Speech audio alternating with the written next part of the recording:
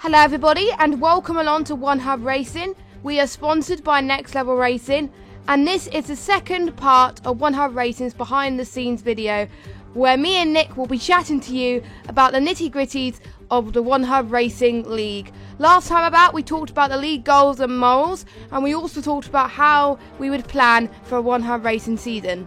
In this part, we're going to briefly talk to you about the LRSA, talk about the weekly schedule, and how One Hub Racing delivers high standards. Now, we're going to go back to the racing side of things here, because we're going to talk about the rules and the driver code, because we have really high standards, obviously.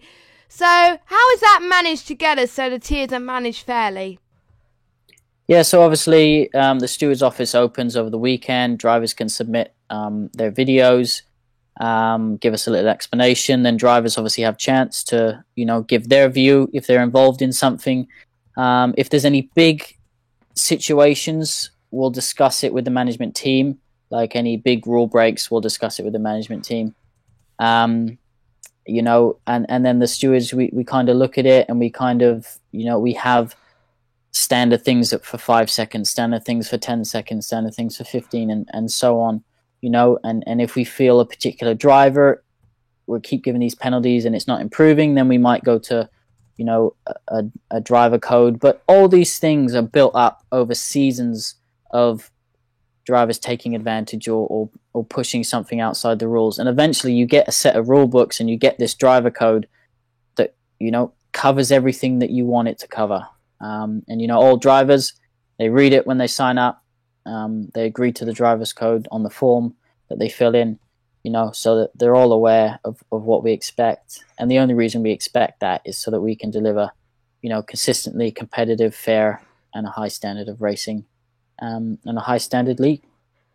How many people are on the stewarding panel? Is it just Mark and Whitefountain, or is there more people deciding on the steward decisions each week? So Mark and Whitefountain, I'm in the chat. I always give my views on things. Obviously, I've been on and off stewarding for the entirety of the league's been running, but I've always been overseeing it. So I've been seeing what's been said and offered comments as and when. Jono is still in the chat. For reference, if we really get stuck on something, we'll come to him because he's got years of and he's always been brilliant with stewarding, getting it spot on. And it almost got to a point with Jono where, when he put the stewards results out, no one would even question it because they just knew how fair he was, consistent he was. And, Whitefountain and Mark, they're getting there as well. And of course, if they're involved in an incident themselves, they're not allowed to be involved in the decision making with that incident. It's down to myself and the other steward. But yeah, as I said, it's the hardest job because they're always going to upset someone, but at the end of the day, they're there on Sunday nights messaging drivers for their footage. They're there on Monday discussing with us. They're Tuesday writing it all up. Thursday, they're writing up the pre-race stewards brief for tomorrow's race, so that, they're covering and writing about anything that's happened in the previous week that drivers should be aware of. So, they give up a lot of their time and, I don't really feel, they get a lot of credit for everything that they do. Yeah, that must be the hardest job in the world because obviously they're dealing with many complaints. So massive shout out to any past or present stewards in any league that are able to deal with this. It is quite a lot, and there may be a few races or seasons where things may not go according to plan. There may be some tiers that might have a low turnout due to people not turning up or people getting accused of something like that. And this leads on to our next point on this new association which One Hub and a few other leagues have set up as well. Can you talk a little bit more about that? Yeah, so obviously One Hub Racing, PSGL, and ILR, we've set this up because basically, I can't remember how it came about, but basically we're messaging each other and we got onto the point where, are you having these same issues that we're having with, drivers kind of treating us in a sense like doormats? They just kind of walk in and out whenever they want and just kind of leave a quake in their way. and they forget that, when they join, a lot of effort goes into getting them up to speed with the rules, getting them in, getting the graphics updated. We do a lot of graphics, on the standings, the confirmed teams. Obviously we let our tier coordinators know about they have to edit their lit. There's so much goes into it, and so there was that frustration, and then it became, obviously there's some drivers who have some on-track behavior which is unacceptable, and we kind of decided that if the three kind of biggest leagues on the PS4 side, if you exclude AOR, come together, and if you get banned from one for any of the reasons I just spoke about, then you're going to be banned from all three, and it might be a temporary ban, it might be a permanent ban, but you really need to think about your actions, whether it's on or off track, on social media or whatever, because at the end of the day, all of us, we all share the same goal. We all give up our free time to provide these platforms to drivers to have a really good and fun and competitive experience. So we just want a little bit of commitment and respect back for that. And that's why we've introduced this, and we are actually going to be just working on to release a kind of like a monthly newsletter, just to kind of let the community know of drivers that have been banned and reasons why, and highlight particular issues that we're finding in all three leagues. So yeah, it's a way for us to work together. It's nice to see leagues working together and stomping out the issues, or some of the issues as much as we can. Do you think there's any drivers that what used to be quite bad in racecraft or something like that, but is improved due to the new association being made? It's a difficult one because you're never really going to know what someone would or wouldn't have done before we introduce this. Since we've introduced it, we've only had to add one driver to it. Wow. I know that their PSGL and ILR have added more themselves, but it's a respect thing. We respect PSGL and ILR, and obviously Connor and Jack and the teams behind them that run it, that if they say, look, this guy's done this, we've banned them, we say no problem. We will do the same. They're banned from us as well. It doesn't matter if it did actually happen this season. A driver who was racing for us got banned through one of them, and through the LRSA, they obviously had to leave our league as well. So it's the price you pay. Yeah, because they were having such a good race as well in one hub, and then it turned out that they were banned. It just had a knock on their confidence as well. So hopefully they'll improve on that. So make sure you do check it out, because if you do join one of those leagues and you cause trouble, it may affect your position in all the other leagues as well. So yeah, make sure you check that out. More information is on the website. So we're now going to talk about the weekly schedule, which is quite jam-packed if you ask me, but from the start of the week to the end of the week, can you let us know what goes on each day? Right, I'll try and summarise this really quickly, and I'll apologies if I miss anything out of some of what my team do. So Monday, obviously all through the week we're doing these tweets to keep everyone up to date. There's 3 tweets to do a day. Sometimes I do them, sometimes some of the other teams do them. And basically we try and link our tier chats to the website, to Twitter, and kind of like a triangle. And yeah, so Monday we're kind of look at the stewarding, we're deciding the results. Tuesday the stewards results go out. The driver of the day results get released. So obviously graphics are done for those.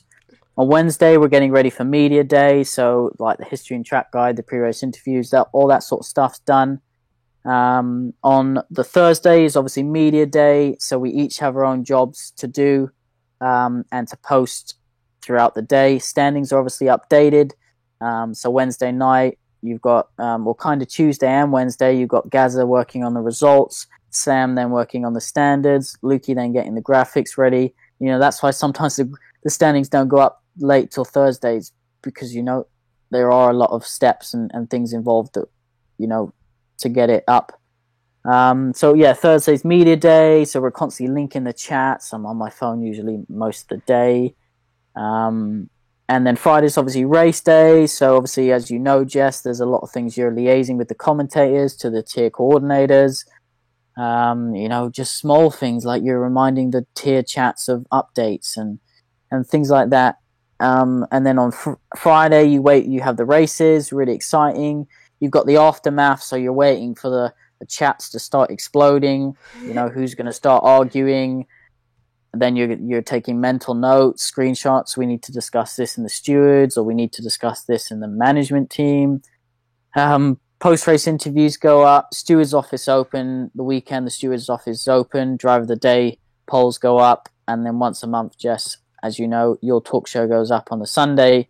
Or obviously, we encourage people to rewatch the talk show from the previous month. So, and that's just like a simple run through. There's obviously lots more graphics that are being done. There's constant conversations in our management chat about different things, and there could be such small things, but it never stops.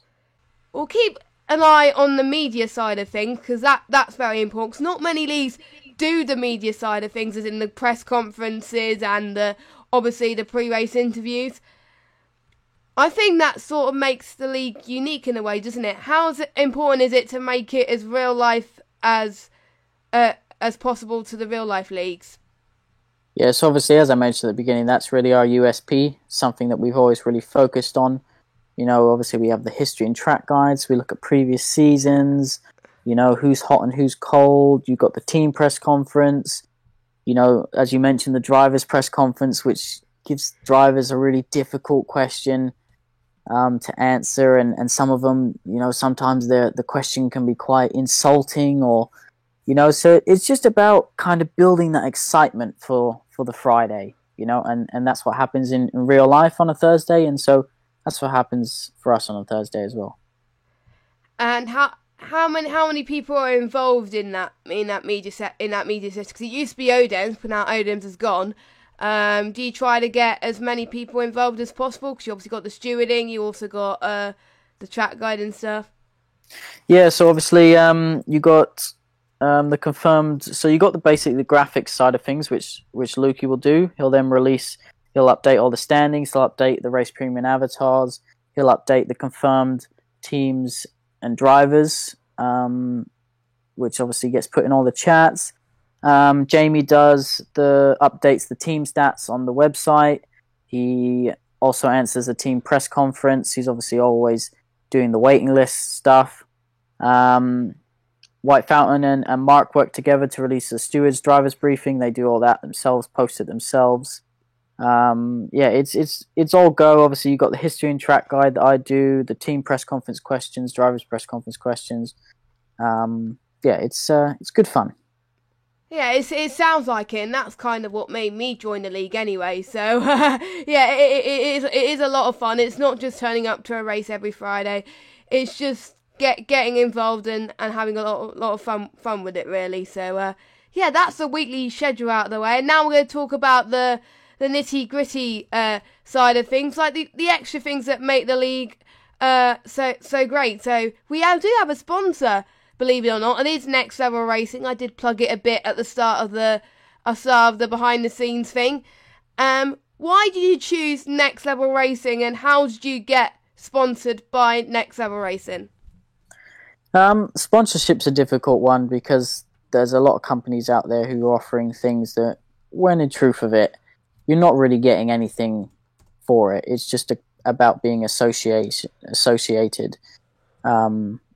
with it, and for us, Next Level Racing really fit because we wanted something to do with racing. Obviously they make the stands and things like that, and simulator equipment and stuff, so they were really key. They were really nice to work with. Earlier for last season, obviously we got the discount with their products, and then this season we went one step further and managed to get the prizes, so the wheel stands for the Drivers' Championship winners, which is really exciting.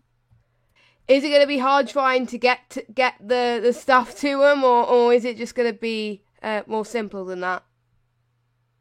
No, it seems pretty straightforward. So basically, they'll ship directly to the championship winner, providing they're not outside of their standard shipping locations.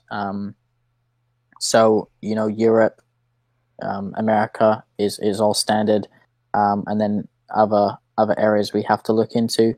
But yeah, no, it's pretty exciting. Obviously, we've always done that. Well, I say we've always done the trophies, which drivers love. We ship them, constructors and drivers trophies. They look fantastic. It's just our way of saying, again, we're serious about what we do, and thank you for racing and well done. And again, there might be opportunities in the future with what we're planning to, give out more trophies and things like that. And don't forget, if you want to get some of the Next Level Racing stuff, we do have a code, which is OneHub10, which you can find in the description. And that is where you can get all the rigs and stuff and get a lovely discount as well. So make sure you check those out. And hopefully Next Level Racing will be a sponsor for many seasons and many years to come as well. So we're also going to talk about the money side of things again with our race premium drivers. Now, this is something that is quite unique to our league, and some people are wondering what the gold names for and why do they get special signatures and stuff, but they do help a lot into the contribution of this league just by paying a certain amount a month for a year. So tell me how that idea came about. Yeah, so we were looking to kind of offer drivers who wanted to support us, and as I said, when you race with us for a while, you see how much goes into it, and you do appreciate it, and drivers they do want to give back, and so it was an opportunity for us to help cover our costs. And we've only just kind of started this year being able to use the funds from race premium donations to actually cover the costs of the league. Previous to just 2019, a lot of the money spent was put in from myself and Igbo, particularly like setting up the merchandise store, previous graphics, but obviously Lukey does that now for us completely for free, so that's amazing.